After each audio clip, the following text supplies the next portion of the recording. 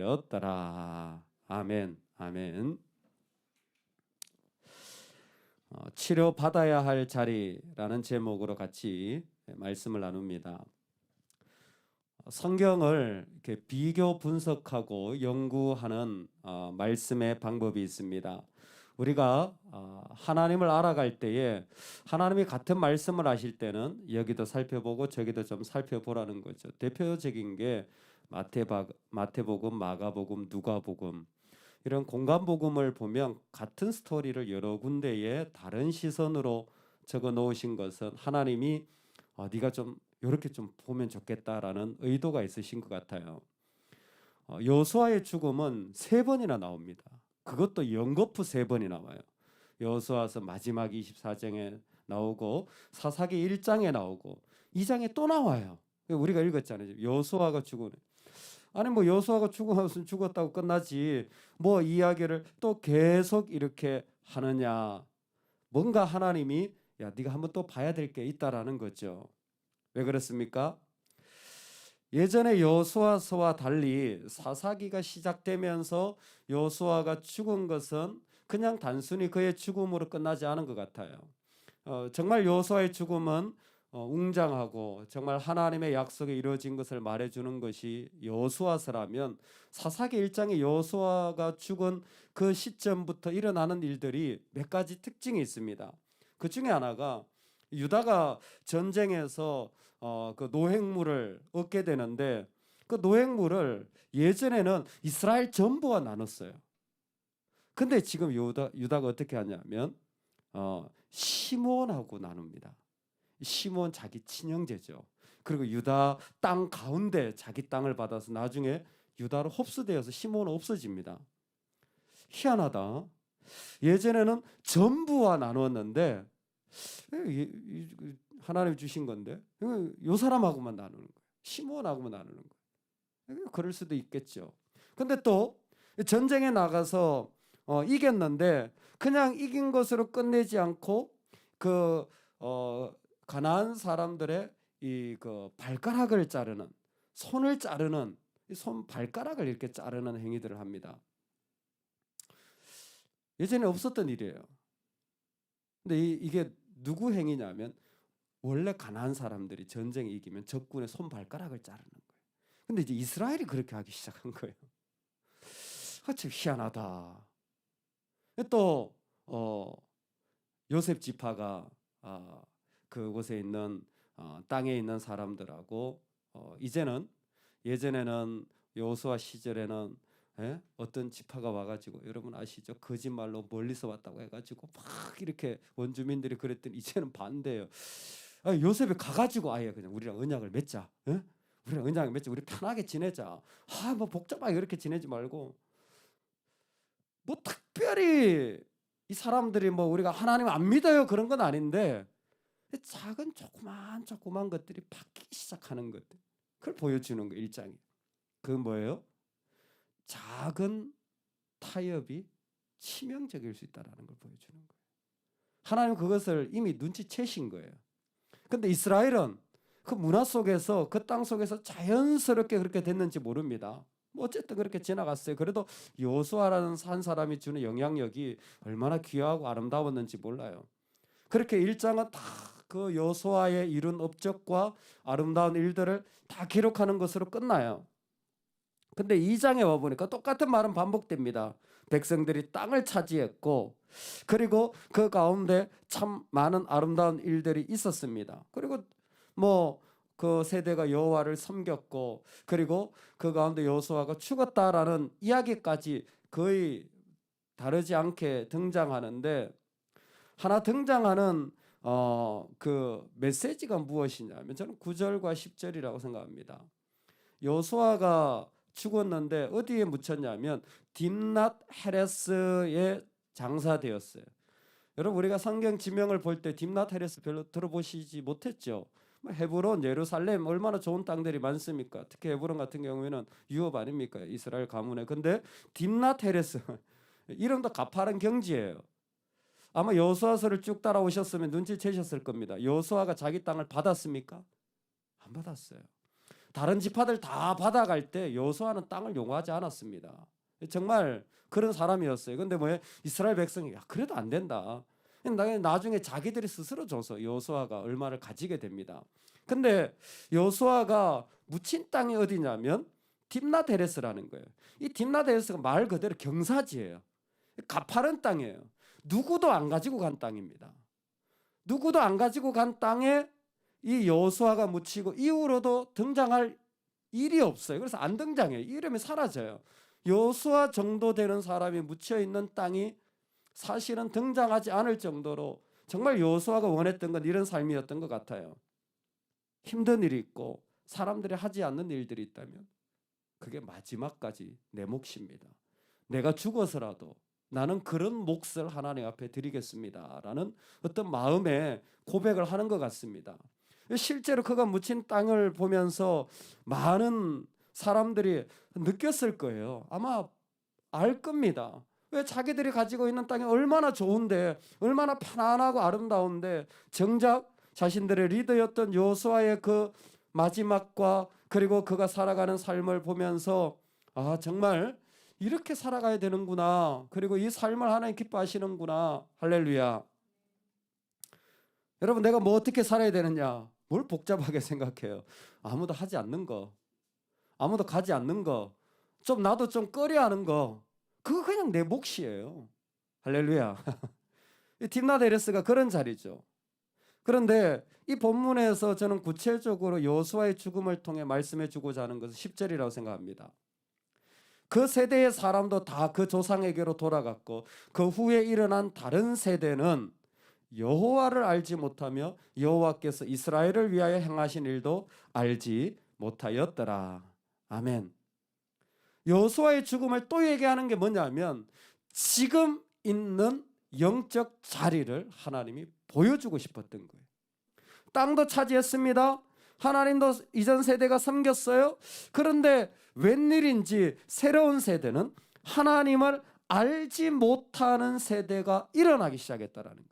마치 요셉이 죽자 요셉을 알지 못하는 사람들이 그 애굽을 통치했던 것처럼 지금 하나님을 알지 못하는 사람들이 이스라엘 가운데 일어나기 시작했다라는 거예요.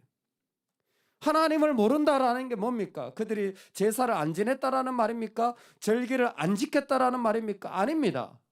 그런 기록은 없습니다. 그런데 하나님을 알지 못했다라는 것은 객관적으로 하나예요. 그들과 하나님이 맺은 언약을 버렸다라는 것입니다. 즉 1장에서부터 보여준 무엇인지 모르는데 하나님 앞에 마땅히 가져야 될 자리를 버리고 있다라는 거예요. 지금 마땅히 내가 취해야 될 자리를 버리고 있다라는 거예요. 그것이 이스라엘에게는 무엇인지 아마 말하지 않아도 그들 가운데 뿌리 깊게 알 수 있었는데 그게 바로 하나님을 야금야금 버리고 있더라. 하나님을 버릴 수 있습니까? 우리가 충분히 그럴 수 있는 존재예요. 충분히 그럴 수 있는 존재예요. 오늘날의 크리스찬을 샤이 크리스찬이라 부릅니다. 이 샤이라는 말이 정치권에서 나온 말이에요. 미국에서 투표를 할 때 보수적인 그 표심을 가지고 있는 사람들이 뭐예요? 트럼프를 찍고는 싶은데 트럼프가 약간 좀 이상하거든요. 그러니까 설마 뭐 걔를 찍겠어. 처음에 지지율이 1%밖에 안 됐던 사람이잖아요. 근데 뭐예요? 갑자기 표를 보니까 엄청 많이 나온 거예요. 대통령이 된 거잖아요. 다 깜짝 놀란 거예요. 왜요?